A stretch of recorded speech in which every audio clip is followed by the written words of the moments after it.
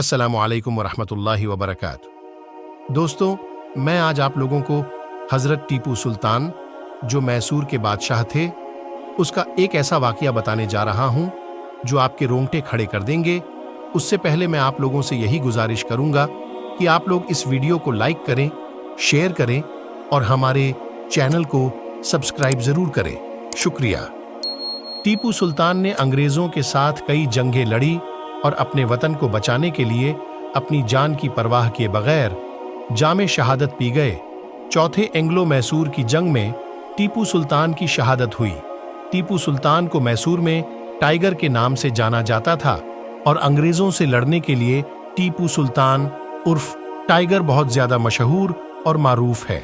मैसूर के सुल्तान हैदर अली के बड़े बेटे के रूप में टीपू सुल्तान 1782 में अपने वालिद की वफात के बाद गद्दी संभाली।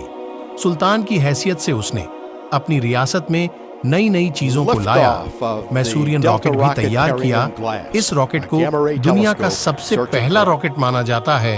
वालिद का फ्रांसीसी बादशाह के साथ अच्छे ताल्लुकात थे, इसीलिए फ्रांस के बादशाह ने टीपू सुल्तान को बहुत सारी मदद कर रखी थी और बहुत सारे फौजी भी फ्रांस के बादशाह ने भेजे ताकि अंग्रेजों के खिलाफ टीपू सुल्तान लड़े और अपने वतन को अंग्रेजों से बचाएं।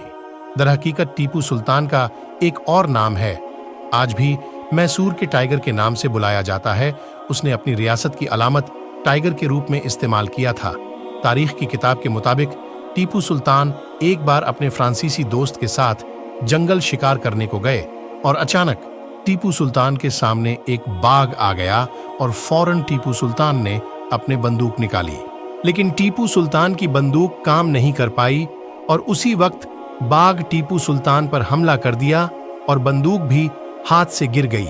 लेकिन टीपू सुल्तान कोशिश करते रहे और बंदूक के पास किसी तरह पहुंच गए और एक दूसरी बंदूक उठाई और बाघ को मार गिराया। तब से उसे मैसूर का टाइगर कहा जाने लगा। टीपू सुल्तान का पूरा नाम सुल्तान फतेह अली खान था और इस नाम को उनके वालिद ने रखा था। और यह बात मालूम होनी चाहिए कि टीपू सुल्तान 18 साल की उम्र में अंग्रेजों के खिलाफ सबसे पहले जीत हासिल की और टीपू सुल्तान अपने दौरे हुकूमत में 3 जंगें लड़ी और जीत हासिल करते रहे और तीसरी जंग में अल्लाह के प्यारे हो गए। यह भी बता दूं कि जो तलवार टीपू सुल्तान के पास थी, उस तलवार में हीरे और जवाहरात से बना हुआ बाग था। बताया जाता है कि यह तलवार टीपू सुल्तान की लाश के पास मिली जब टीपू सुल्तान शहादत फरमा चुके थे। 1782 में जब टीपू सुल्तान के वालिद का देहांत हो गया तो 1783 में अंग्रेजों ने कोयम्बटूर पर कब्जा कर लिया था। लेकिन 1784 में टीपू सुल्तान ने फिर अंग्रेजों से मैसूर को वापस ले लिया और अंग्रेजों को मार भगाया। और उस वक्त एक अखबार शाये की गई जिसका नाम जामे जहांनुमा था। 1883 में सुल्तान ने शाये करवाए, जो एक उर्दू अखबार था। और किया आपको मालूम है कि टीपू सुल्तान की तलवार की वजन 7 किलो 400 ग्राम बताया जाता है। आज के समय टीपू सुल्तान की तलवार की कीमत 21 करोड़ बताई जाती है। दुनिया के सबसे पहले रॉकेट इस्तेमाल करने वाले बादशाह थे और जब अंग्रेजों ने हिंदुस्तान पर कब्जा कर लिया तो रॉकेट को ले गए थे और आज भी लंदन के एक म्यूजियम में उस रॉकेट को रखा गया है। सुल्तान का किला आज भी पालक्काड़ के नाम से मशहूर है, जहां देश विदेश के लोग आते हैं। तो यह थी टीपू सुल्तान की ताकत और कुदरत।